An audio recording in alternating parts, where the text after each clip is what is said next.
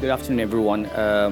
I'm told I'm to speak about the banking reforms, and in particular within the context of this theme, the issues of banking reforms and sustainable finance.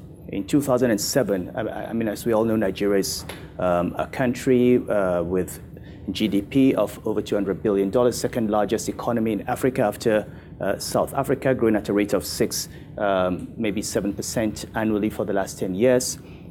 Oil is about 13 to 15% of GDP, but plays a disproportionate role in the economic stability of the country. It accounts for over 90% of export earnings, and directly or indirectly, almost 80% of government revenues. So go back to 2007, where at one point, oil price went up to over $147 a barrel. And the country built up reserves that at one time exceeded 62 billion US dollars.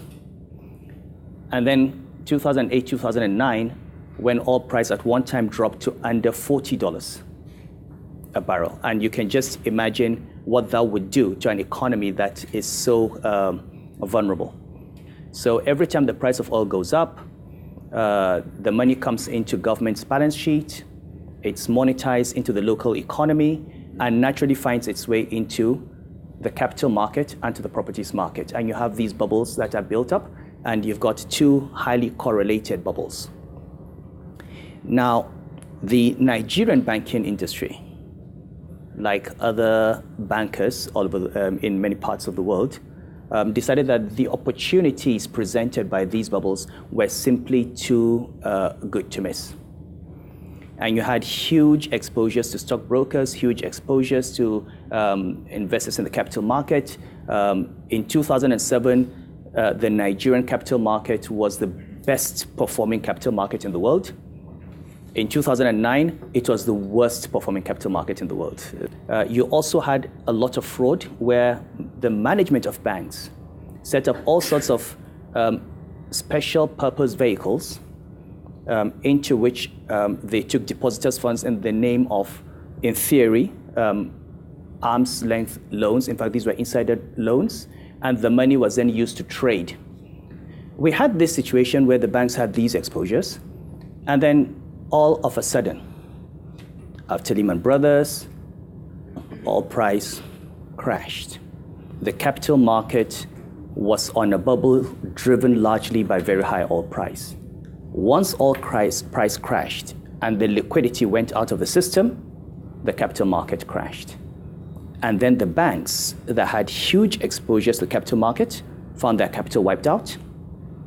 And invariably, those same banks also had taken huge risks. In any event, at the time I became governor, the economy was in serious trouble. You had about a third of the banks clearly totally undercapitalized, about to collapse, and these accounted for 30% of total liabilities, 40% of risk assets in the industry.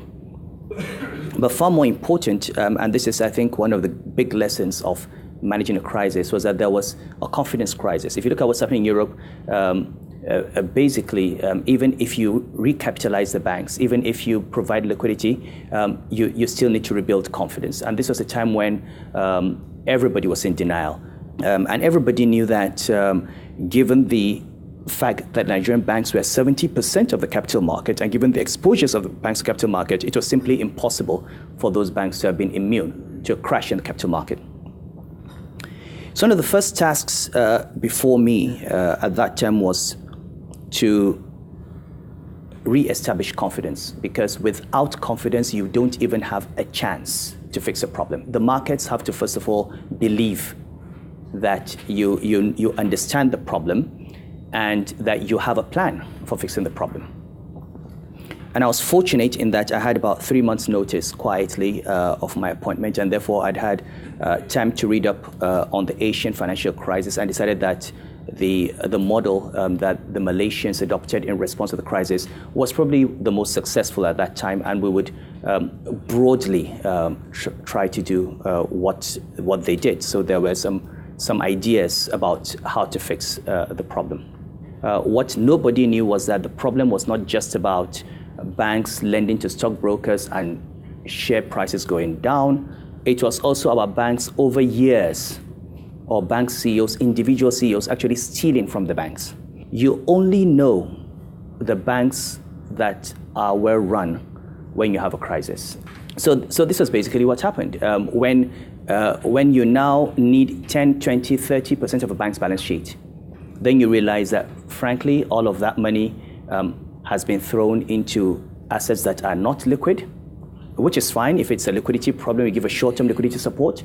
But if it's actually gone, it's been wiped out, blown away, then there's very little hope. You actually need to recapitalize the institution. So we sent in examiners, and we discovered that 8 out of the, the first round was 10 banks, and we discovered 5, and then later the balance of 14, and we discovered another 3 or 4, basically had negative capital. It's a difficult position for a central bank governor to be in, to come out and say, listen, 1/3 of my banks are in trouble. You know, anything can happen. The investors can decide to punish you and just run away, and then the whole house collapses on your head. And this is like 2 months after my appointment. But we decided we would come out with a problem.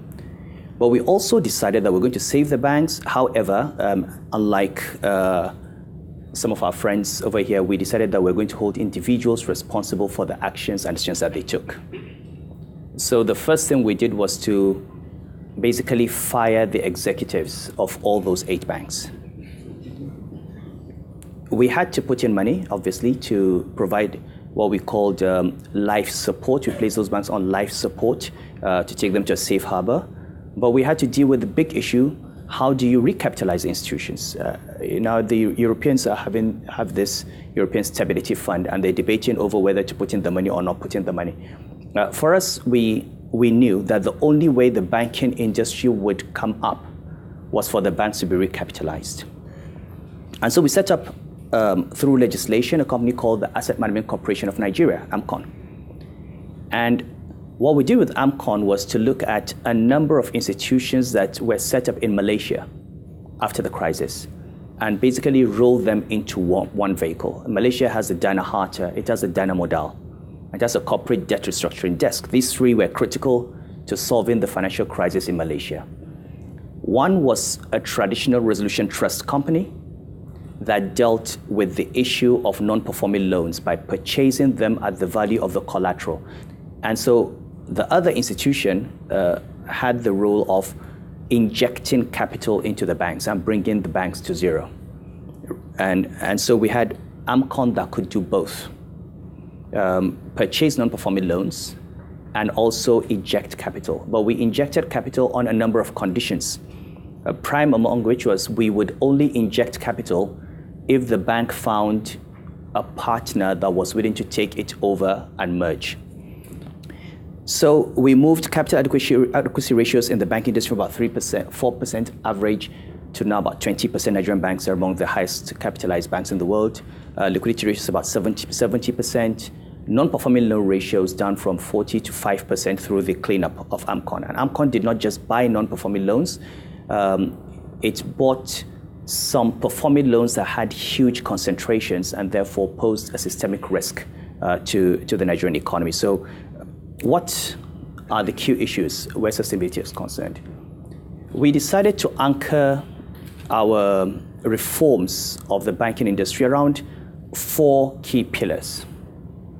Okay, the first pillar is to enhance the quality of banks themselves. And this basically meant looking at their capital position, making sure they've got strong liquidity, looking at management. We've issued what's called a competency guideline. We've identified about 45 key offices in banks and issued criteria and qualifications and competency levels. So forced banks to think through succession and continuity.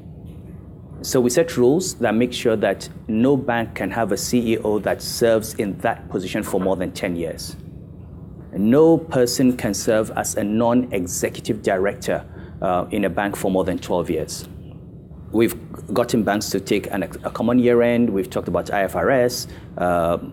We're taking certain elements of the Basel guidelines. We're not we don't really accept the whole of Basel II or Basel III hook, line, and sinker, but we do think there are a number of strong points. We've adopted our own Volcker rule, basically broken up the banks. We no longer have banks operating as commercial banks and investment banks under one roof. So there are about 3 banks that have opted for what we call a holdco model, which clearly sets out the banking business from the trading business and in a transparent manner. The second is re-establishing financial stability. But we're also sitting on huge risks long-term unless other things are done. There's a limit to how much monetary policy can achieve. So you can have very high yields in the fixed income market. You can have recovery in the capital market. You can have a stable exchange rate. You can have stable inflationary expectations.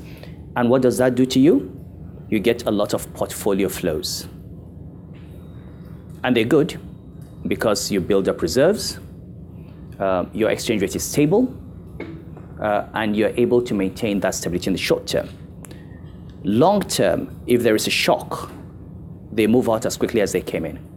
The big risk that we had of AMCON has just been resolved because what we're doing is by December, AMCON is going to pay off 1 trillion out of its indebtedness. Next year, it pays off another trillion. By the end of next year, the only creditor to AMCON will be the Central Bank of Nigeria, holding 3.6 trillion naira and AMCON bonds at 6%. How is that going to be paid for? The Nigerian banks. We have agreed, but we haven't imposed. We've agreed with the Nigerian banks. They're very generous people. Every year, every bank will put in 0.5% of its balance sheet into a sinking fund. So the Nigerian banks are paying the cost of the cleanup of the banking industry. So we're not imposing any, over the next 10 years, we're not imposing anything on the taxpayer. Now, the third element after financial stability is basically ensuring a healthy evolution of the financial system.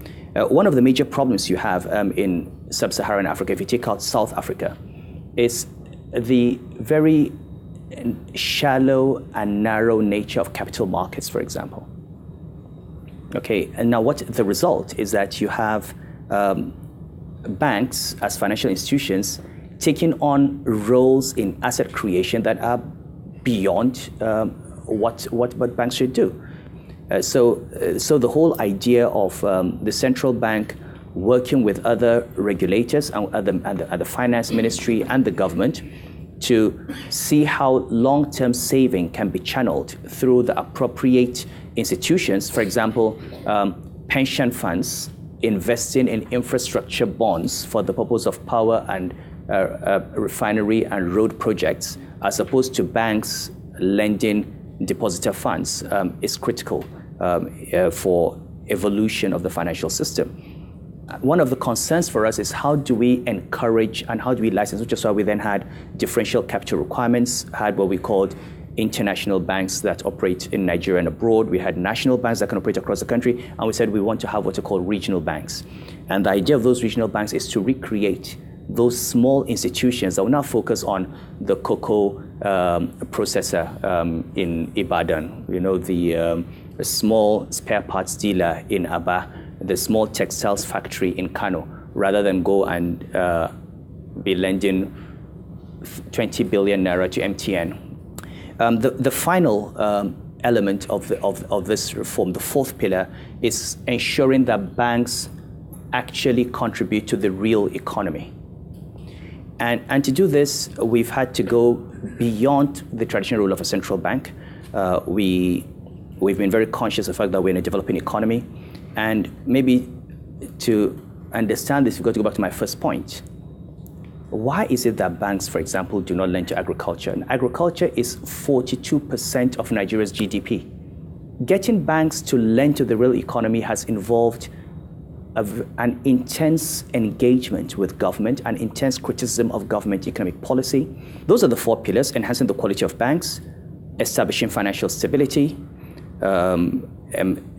ensuring healthy evolution of the banking system, and ensuring that banks contribute to the real economy. Thank you.